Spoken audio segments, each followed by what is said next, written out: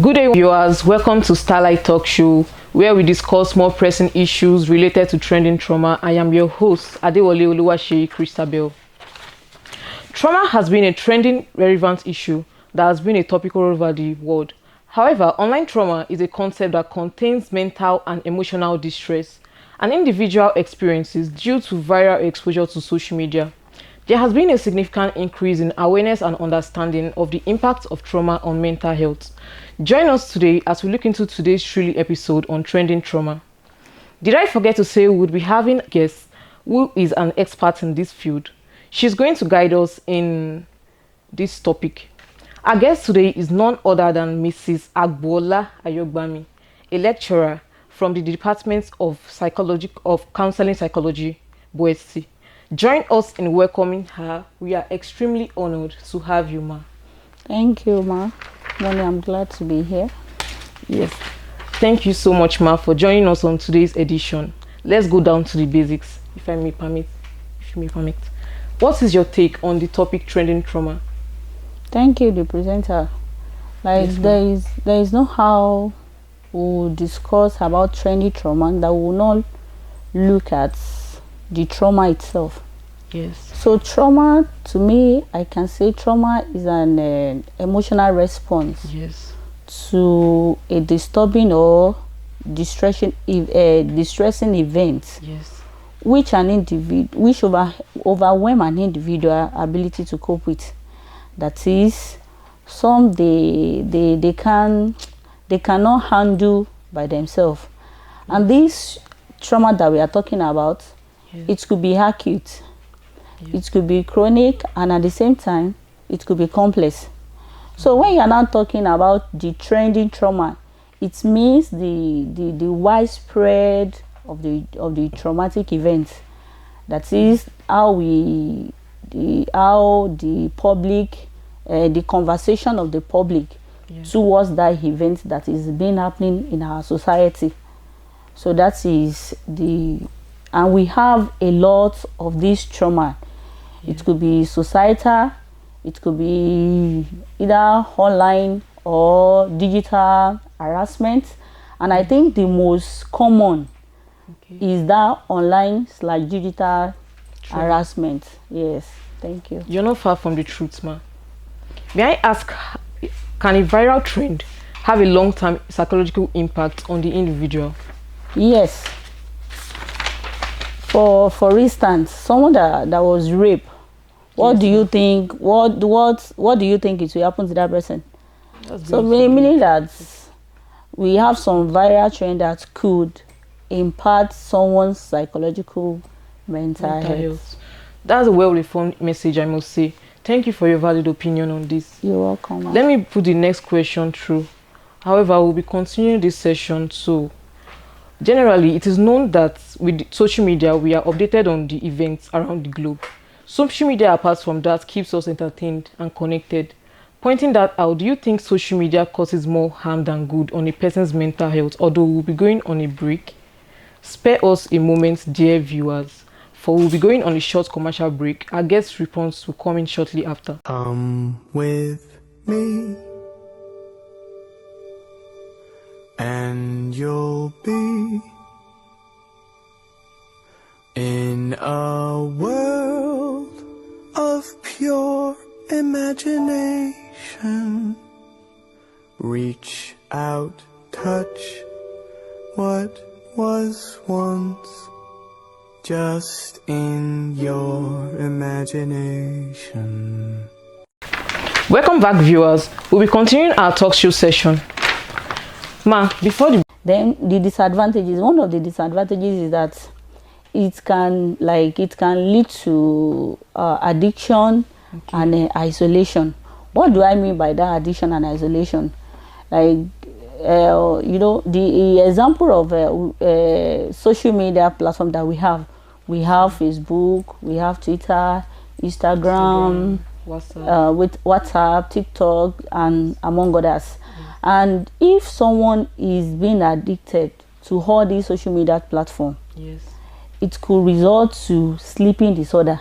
Yes. And that is when someone is having sleeping disorder, meaning that the rate at which the person will function, it will be minimal. Yes, and this at the same time could also lead to amnesia. Yes. That is forgetting things quickly. Then again, I said either addiction or isolation. Yes. So you just find out that if that person is around his friends or family friends, Yes. the person will just be isolated, withdraw, like always online. Yes. Doesn't have any reason why he should make a discourse with people around him or her. And again, this one of the disadvantages, the harm the social media platform cause is that it can lead to online or digital harassment. Definitely. That is, someone can, whether you know the person or not, they can just come and throw you. And Yes. what is going on, like the topic, like the cyberbullying, Yes. trending trauma, like you can just post something and like people just attack you, they just drag you, and all these things could lead to anxiety and depression. Definitely. And when these things set in, it will affect our mental health. Yes. Then again, it can when there are social comparison, Yes. and low self-esteem based on what you are seeing on social media, then you are trying to compare yourself to other people. then before you know it, low self-esteem will just set in. Okay. So the person will not be able to express him or herself. Yes. Or if you want to achieve any task, Yes. it will be difficult for a person that has low self-esteem. Yes. Thank you. Yes. Thank you for this, ma'am. You're welcome. Yes. So do you think we have underestimated the mental impact of social media as Nigeria as a whole? Yes, I would say that. And the reason is that this social media that we are talking about, Yes. it has so like the part of the harm that we are talking about there, Yes. that like people don't take it as something, as in they just look at it like it's not a big deal. Yes. So they don't take in, they did not consider their mental health. Yes. So you can even see someone staying for hours on a digital platform, like Yes. all they are just carried away. So, and all these things could impact their mental health. That's such an educational experience. How well do you think young people can protect their mental health in a digital world to avoid this trauma, like the social media trauma? Okay, I think the question again, please. The young people, like how they can protect their mental health in the digital world. I think the young people can protect their mental health in this digital world. Yes. By setting a space, like set a boundaries. Okay. So when you time yourself. Okay. I could remember sometimes there's this particular program they used to show on Facebook.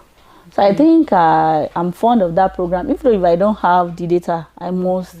Then I've registered it at the back of my mind, like every Tuesday they are showing that program. So no matter what I'm doing, when it is, even I will be waiting for them to drop that content. So it got to a stage I was like, am I okay? What is wrong with me? So they said that my concentration has shifted, like from what I'm doing.